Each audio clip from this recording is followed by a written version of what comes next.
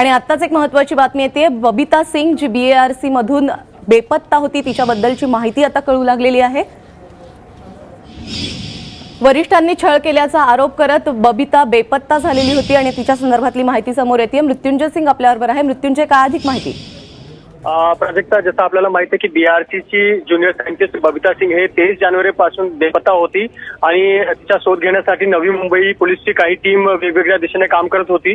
आता तिच्या बाबत एक माहिती समोर आली आहे की ती सुरक्षित पांडिचेरीच्या एका आश्रम मधून मिळालेली आहे। ती पांडिचेरीच्या एक आश्रम मध्ये राहत होती आणि पण पांडिचेरीच्या त्या आश्रममध्ये तो कोणासोबत गेली होती किंवा एकटंच गेली होती, कधी पोहोचली आणि कोणत्या कारणामुळे गेली होती हे अजून स्पष्ट झालेलं नाहीये। आता थोडक्यात वेळापूर्वी अशी माहिती मिळाली की ती पांडिचेरीच्या आश्रममध्ये सुरक्षित आहे।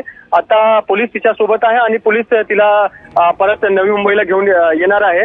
तिने जसा आरोप केला होता की BRC मध्ये कशा प्रकारे काम केला जातो याच्यावर प्रश्न उचलला होता आणि आपल्या भावाला एक मेल केला होता आणि मेलमध्ये तिने एक खूप तक्रार केली होती आणि मेलवर लोकांना खूप संशय वाटला होता। मुंबई पोलीस आणि नवी मुंबई पोलीसची टीम काम करत होती, पण यामध्ये मोठा दिलासा कुटुंबाला मिळालेला आहे की बबिता सिंग हे सुरक्षित आहे आणि पांडिचेरीच्या आश्रमामध्ये आहे।